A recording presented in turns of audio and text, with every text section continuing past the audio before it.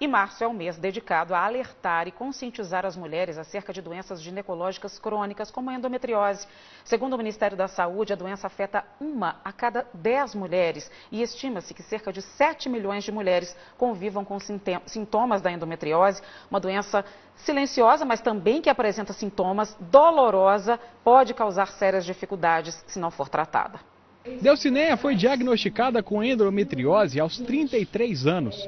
Com a orientação do médico, ela recorreu ao tratamento hormonal, que melhorou a qualidade de vida. Eu fiz essa reposição por alguns meses. Após esses meses de reposição, fizemos novamente os exames, aonde constatou que houve uma regressão da doença. E a gente suspendeu a medicação. E por um período aí de uns 10, 12 anos, eu convivi sem a endometriose, mas sabendo que é um quadro crônico. Mais de 10 anos depois, a endometriose voltou a aparecer num quadro mais grave, que exigiu uma cirurgia.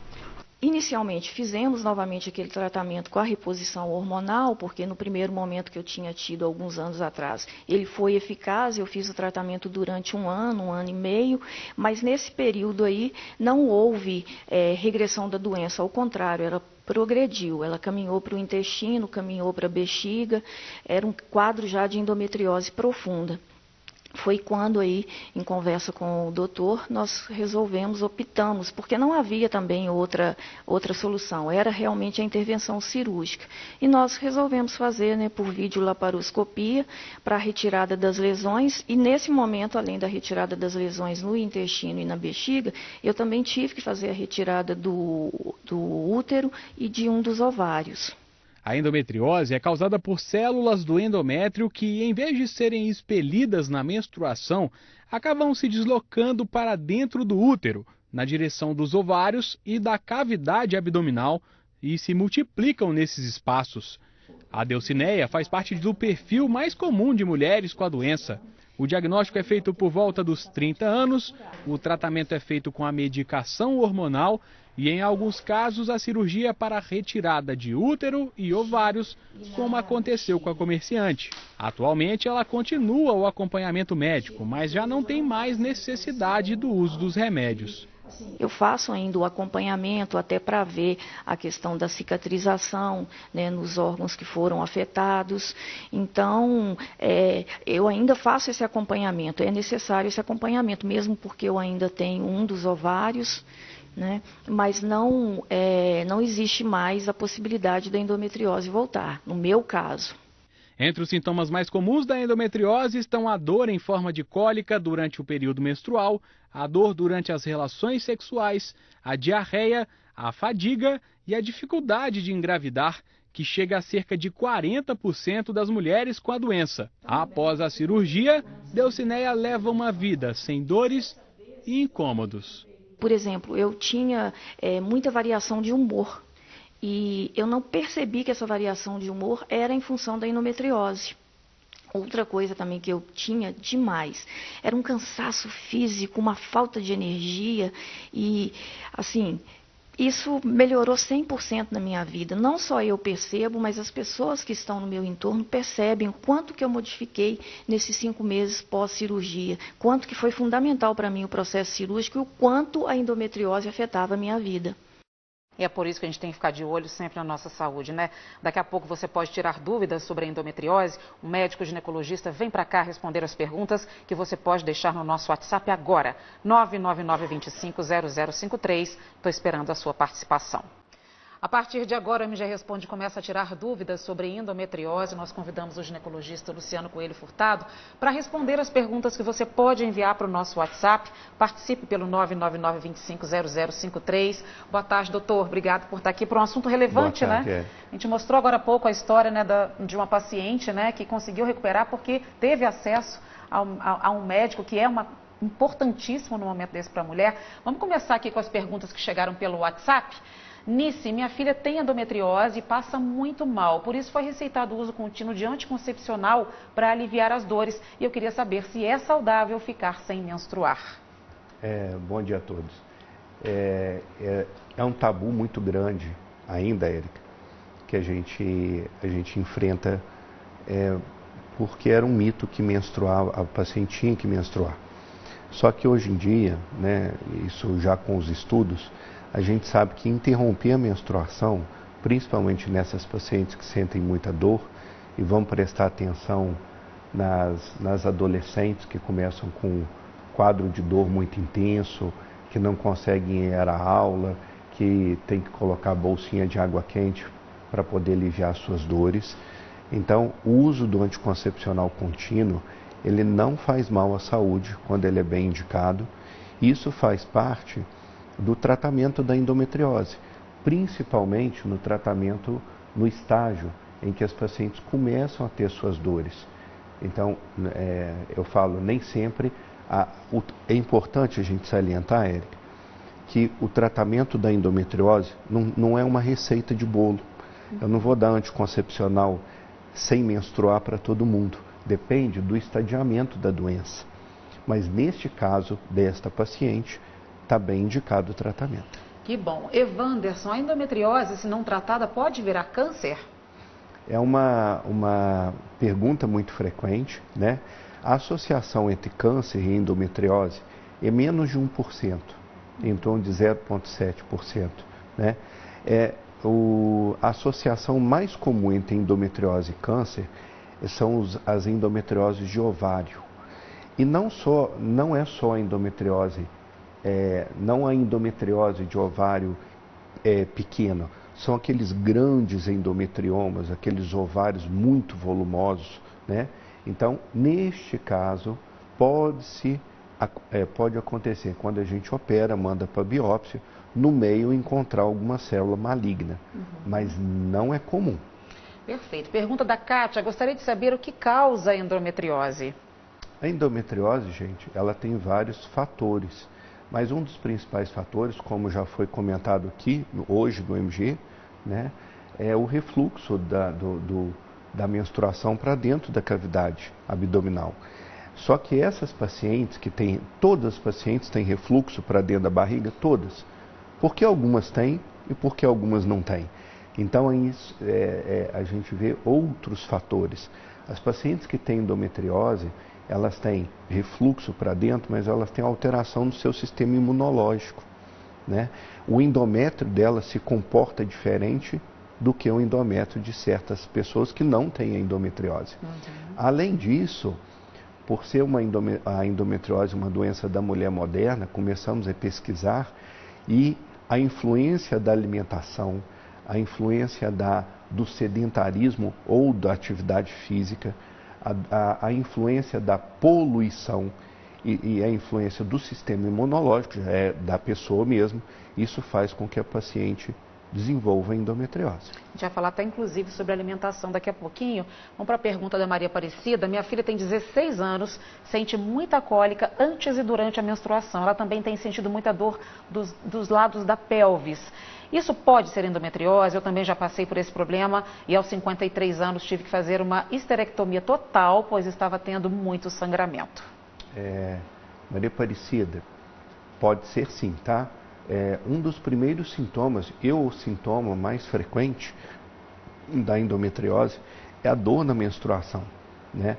Aí me perguntam, qual tipo de dor na menstruação? Qualquer uma? Não, a menstruação em que você fica incapaz de exercer suas atividades do dia a dia é um dos primeiros sintomas da endometriose, né?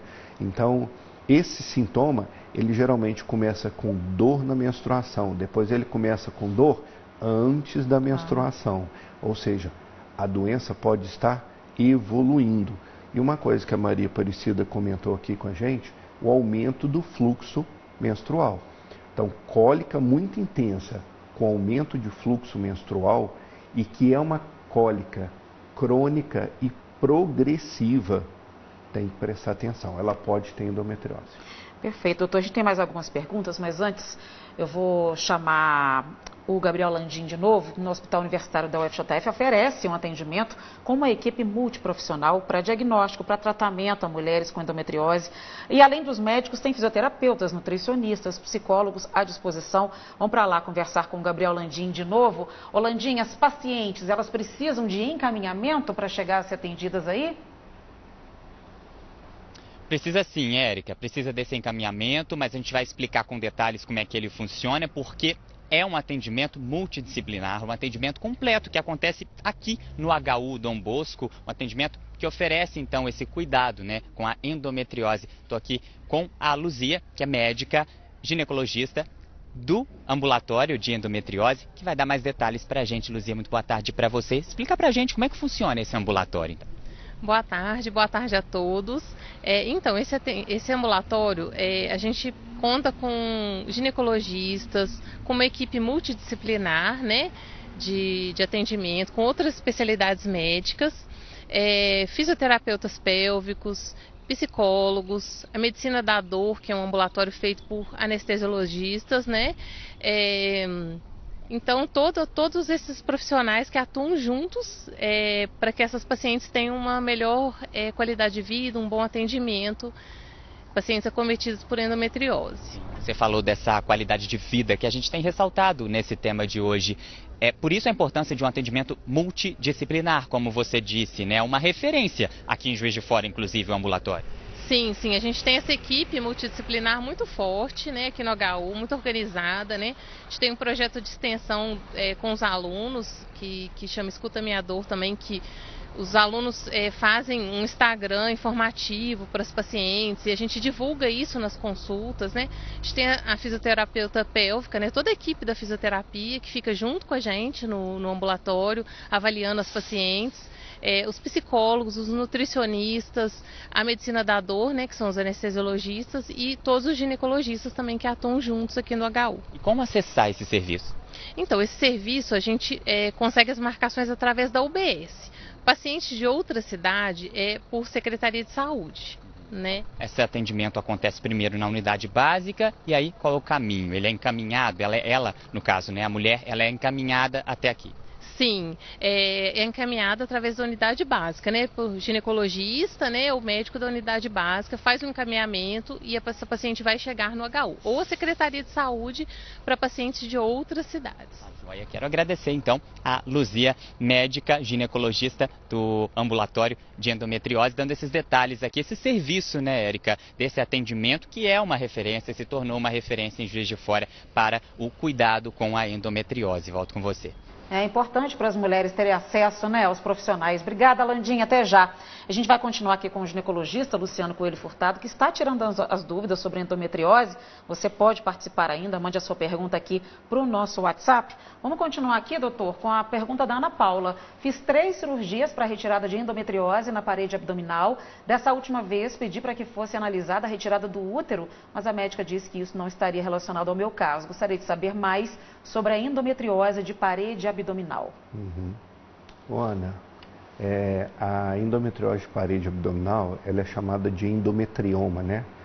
Esse endometrioma é um tumor, tudo que cresce é um tumor, e é por migração das células aí para a parede abdominal. Ela pode estar associada, a palavra pode, ela pode estar associada a outras partes de endometriose no seu corpo, por exemplo, endometriose do útero, endometriose de ovário, endometriose intestinal, de bexiga. Então, vale a investigação por parte do seu médico. Mas, nem sempre o endometrioma de parede, ele está associado a outras formas de endometriose em outros órgãos. Então, pode ser o motivo pelo qual ela disse que não está indicado a retirada do teu útero. Agora, a endometriose de parede é uma endometriose que ela tende a voltar mesmo. Então, a gente tem que, como um cisto sinovial, quando você tira e volta, né? Então, tem que fazer a cirurgia com a ressecção com margens que não estejam acometidas para que essa doença não volte. Aqui tem a pergunta da outra Ana Paula. Até qual idade a endometriose pode aparecer ou se manifestar? Ótima pergunta, Ana. A gente tem uma incidência de 3 a 5% da endometriose se manifestando até no climatério, né? Ué, mas como no climatério, se no climatério eu não menstruo, né? São pacientes que já tinham endometriose e às vezes não foram diagnosticadas e no climatério elas começam a fazer reposição hormonal E a reposição hormonal vai estimular a produção daquele endométrio fora da cavidade fora da cavidade uterina, e a paciente vai ter sintoma de endometriose. Inclusive, Érica, eu tive uma paciente que foi atendida no Hospital Albert Sabin, já na menopausa. Ela fazia reposição hormonal, ela foi atendida com quadro de obstrução intestinal, foi operada pela cirurgia geral com uma obstrução intestinal, e no anátomo patológico, na biópsia, veio a endometriose. Olha só. Então, esta paciente, já na menopausa, fazendo reposição hormonal, ela não sabia que ela tinha endometriose intestinal, desenvolveu uma oclusão intestinal pela endometriose, e só aí ela veio a saber. Perfeito. A gente tocou aqui no assunto da alimentação, da importância, né? Bom, se a nutrição pode contribuir, a gente tem informações, dicas importantes para uma dieta balanceada, rica em vitaminas e minerais, que também pode prevenir a endometriose e também ajudar no tratamento. Quem conta tudo para a gente é o André Lamounier. Ô André, que tipo de alimento é bom, hein? Olha, Érica, adotar numa dieta balanceada, rica em nutrientes, com frutas, verduras, legumes, né, fibras de forma geral, pode ajudar a melhorar esse quadro, né, prevenir a questão da endometriose. Mas quem é especialista mesmo nesse assunto e que vai contar tudo pra gente é a Isa Polastri, ela é nutricionista. E aí eu já começo te perguntando assim, alimentos que a mulher com endometriose pode colocar na rotina, na dieta, para ter mais qualidade de vida. Boa tarde para você. Boa tarde. A alimentação da mulher com endometriose, ela precisa ter um caráter anti-inflamatório, porque essa mulher está lidando com muitas dores, desequilíbrio hormonal, imunológico, né? Então são as frutas, verduras e legumes consumidas de maneira abundante e diária que vão oferecer para elas vitaminas como a A, C, E, que são anti-inflamatórias, fibras e compostos bioativos, como das frutas roxas, né? Polpa de açaí, uva, também os compostos bioativos do brócolis, da couve-flor, que vão atuar nessa redução da inflamação e na saúde dessa mulher de uma maneira geral. A dieta vegetariana ou baseada em plantas, né, quando a mulher prefere consumir fontes de proteína vegetal, como dos feijões, grão de bico, ervilha, e também evita a carne vermelha, preferindo frango, preferindo peixes, ela vai ser essencial para reduzir o nível de estrogênio circulante, para que essa mulher também tenha saúde, assim como o consumo de especiarias, como gengibre, a cúrcuma, e também alguns chás, como a camomila, que podem reduzir a sensação de dor dessa mulher. Falamos sobre o que adotar na dieta, mas e o que é bom tirar dessa dieta? É essencial que ela exclua ou pelo menos diminua o consumo de café, álcool, leite, trigo, açúcares e alimentos industrializados, empacotados, que vão ter um alto teor de gorduras de péssima qualidade, que são muito inflamatórias para essa mulher. Em alguns casos a suplementação pode ser importante. Sim, a gente pode fazer suplementações anti-inflamatórias ou que reduzam, né, as lesões endometriais. Então a gente vai usar a vitamina D, vitaminas do complexo B, a gente pode utilizar ômega 3, N-acetilcisteína. Tudo isso um nutricionista pode orientar de maneira individualizada para essa mulher, além de hábitos saudáveis, né, como a prática de atividade física, que vai reduzir a sensação de dor e a inflamação, e o consumo de alimentos orgânicos, ao invés daqueles que têm agrotóxicos. Isa, muito obrigado pela sua participação aqui no nosso MG1. Então, como ela mesma disse, é importante o atendimento personalizado, né, que a mulher procura um nutricionista para encaixar esses alimentos que não fazem parte da dieta, tirar alguns e, claro, manter os hábitos saudáveis para passar bem por esse momento, né, pela questão da endometriose. Érica? É isso aí, André. Estava até comentando aqui com o doutor Luciano. Isso é bom para a vida, né? Independente de ter endometriose ou não. Exatamente. Mas boas as dicas, né? Da nutricionista. Vamos voltar aqui, doutor, para a pergunta da Paola. Estou tomando um anticoncepcional contínuo para endometriose, mas ainda continuo menstruando com um fluxo intenso. Qual é o melhor tratamento?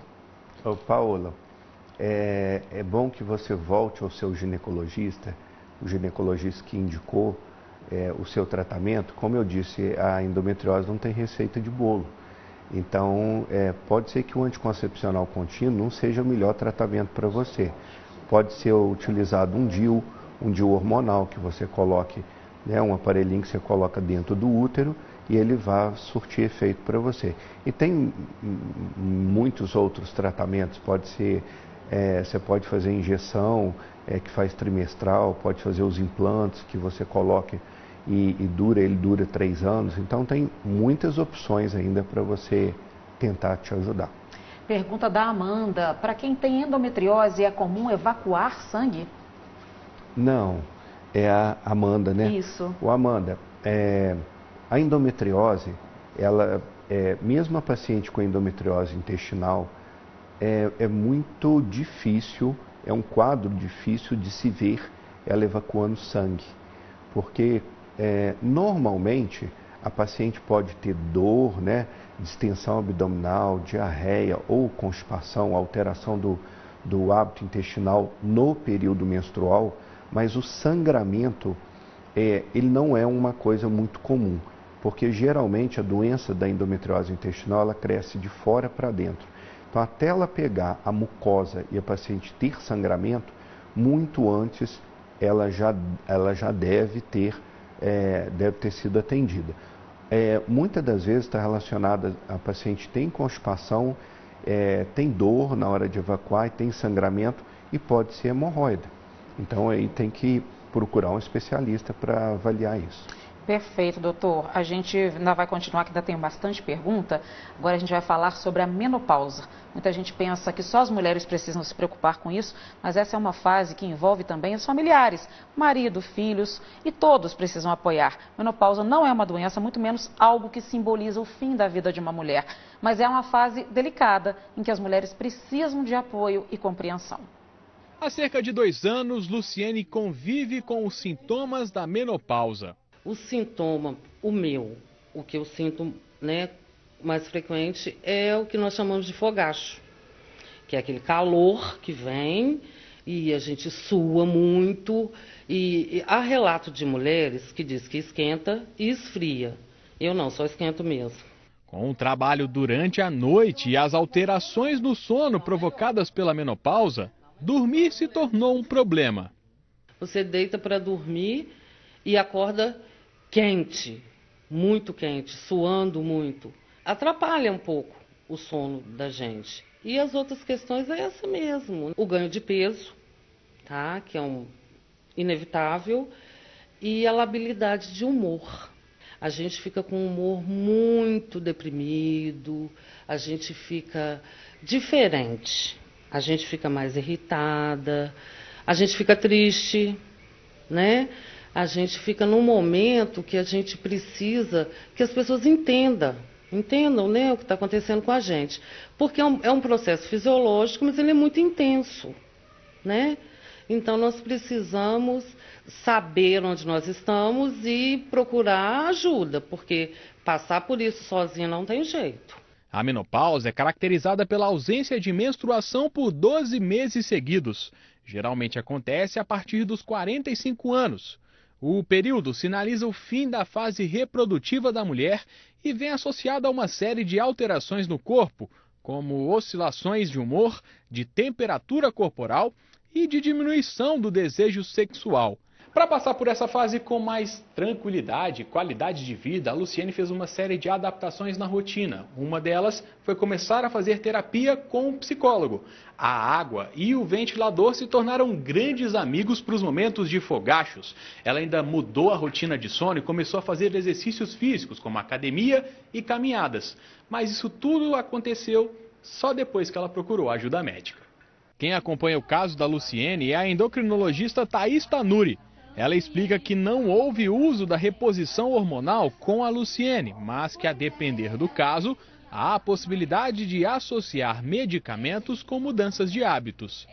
A gente pode adotar tanto estratégias medicamentosas como não medicamentosas.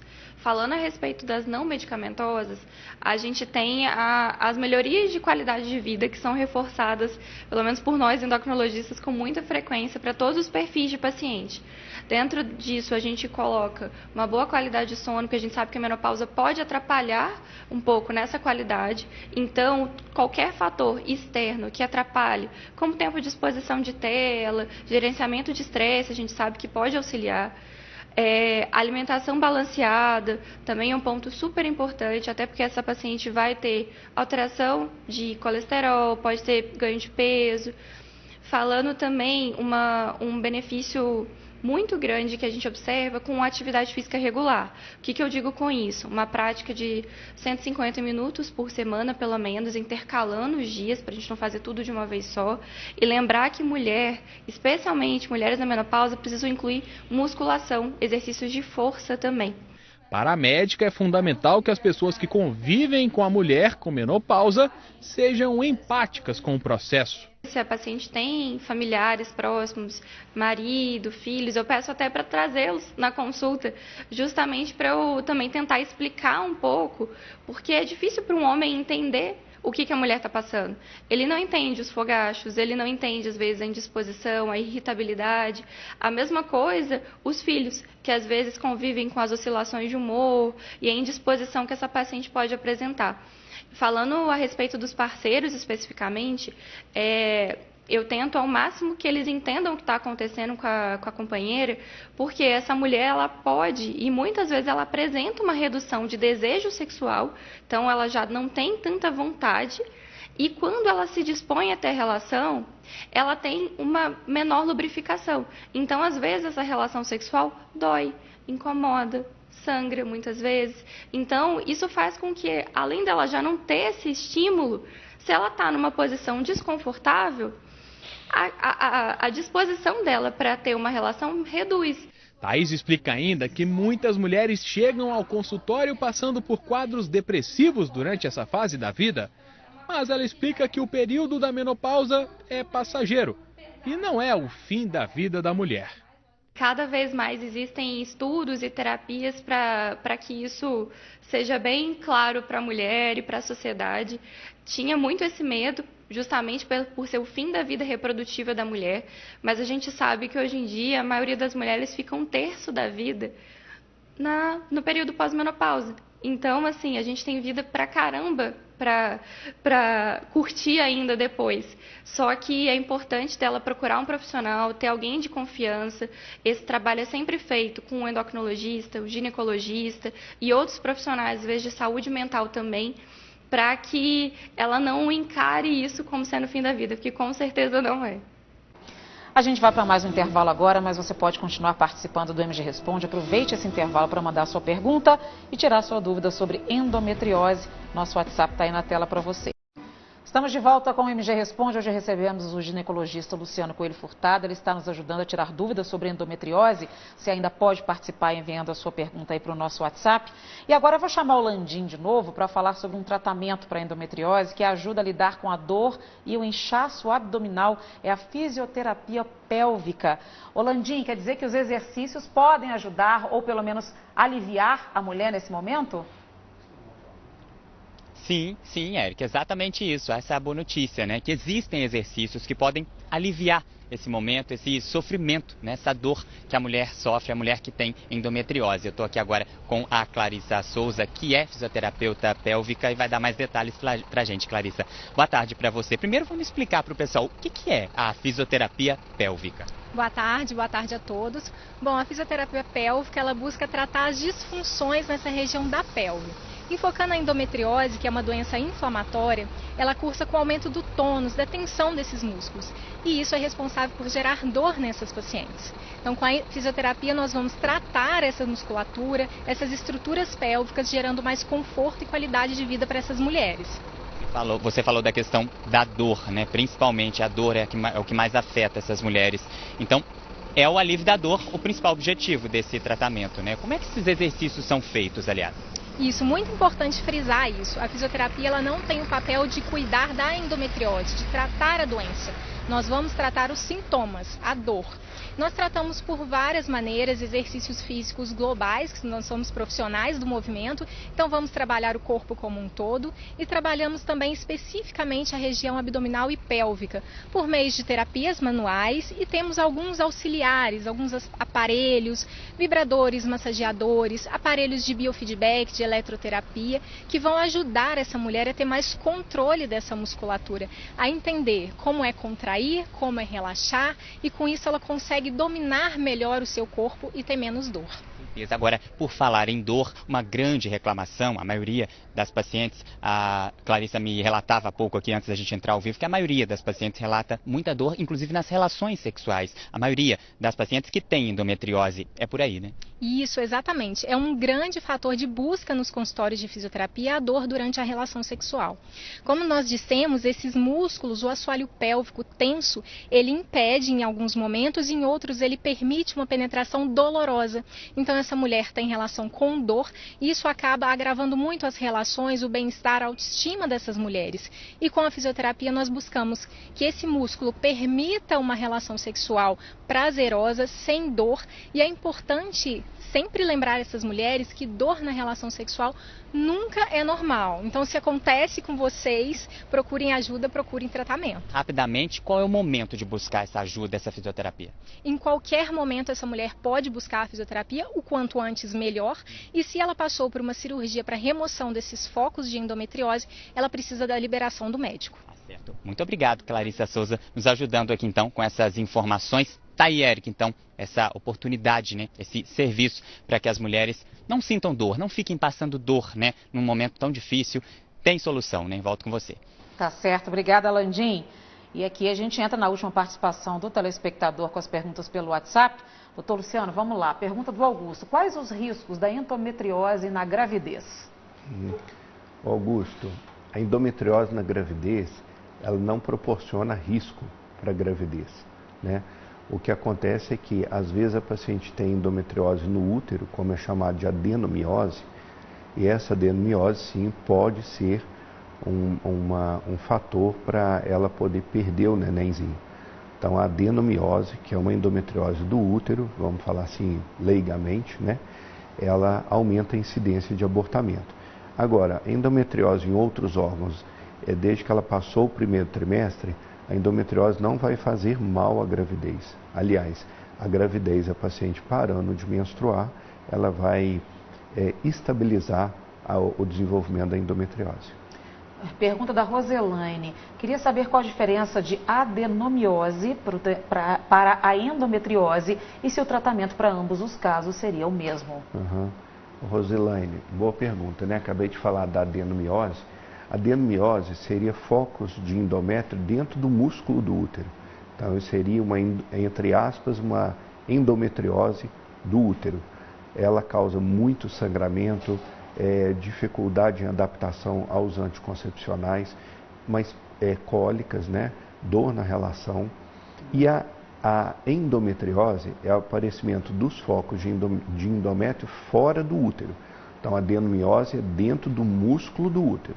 E a endometriose é fora do útero, né? Nas trompas, no intestino, na bexiga, nos ovários, entendeu?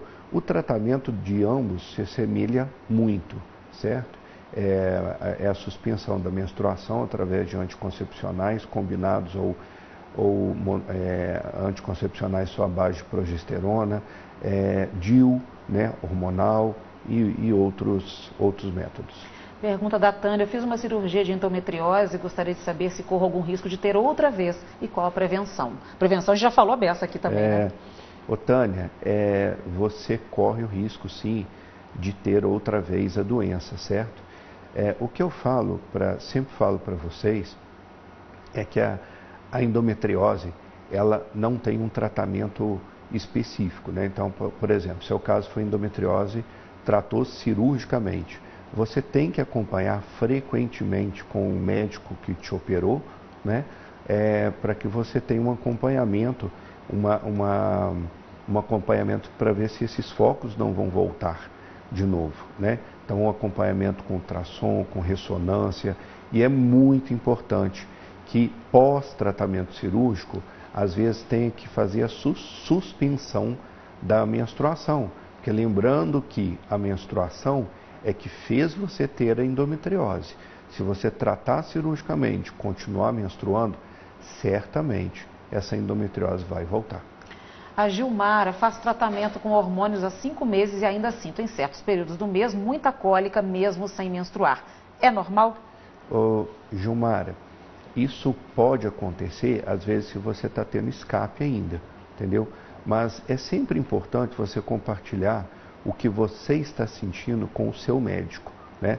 Pode ser que, apesar de você não estar menstruando e estar com cólica, muitas das vezes existem focos fora do teu útero, né? Você pode estar com focos no intestino, nos ligamentos, na bexiga. Então, só o fato de você parar de menstruar não está sendo suficiente para você melhorar da sua dor. Procure o seu ginecologista. Vamos rapidamente para a gente terminar com a Jéssica. Ovário policístico pode causar endometriose? Jéssica, uma boa pergunta, né? A gente sabe que o ovário policístico, quem tem ovário micropolicístico, tem maior chance, né? Tem uma associação muito grande entre ovário policístico e endometriose. Então, quem tem uma patologia tem é mais frequente você ter a outra, certo? Agora, o ovário micropolicístico, muitas das vezes, é associado a paciente com IMC, são as pacientes mais gordinhas, às vezes, né? E a gente sabe que as pacientes com IMC mais alto, elas têm uma produção maior de estrogênio. E elas com esse ambiente de estrogênio mais elevado, elas tendem a ter mais chance de ter mais endometriose. Terminar aqui com mais um serviço, então, que é um site, né, doutor, que tem todas essas orientações para as pessoas que participaram e quiserem ir lá dar uma conferida também. Tem muita informação sobre endometriose, né? Sim. Está aqui na tela para gente, olha, Endopelvic. Esse site, Érica, Endopelvic, ele foi fundado em 2007, né? Foi fundado por mim, quando eu cheguei na cidade. E aí, lá, a grande vantagem é que nem tudo que você lê no Google a gente pode acreditar, né? Exatamente. E nesse site a gente explica, tudo que publica lá sou eu que seleciono, sabe? E eu procuro selecionar e colocar no site de maneira que a paciente possa entender. Então lá vai explicar o que é endometriose, quais os tipos de tratamento, vai dar muita dica sobre dieta e endometriose, as próprias nutricionistas falando sobre esporte e endometriose, depoimento de pacientes e tudo mais. Doutor, muito obrigada, foi muito esclarecedor. Uma ótima semana. Muito obrigado a todos, tá? Um abraço.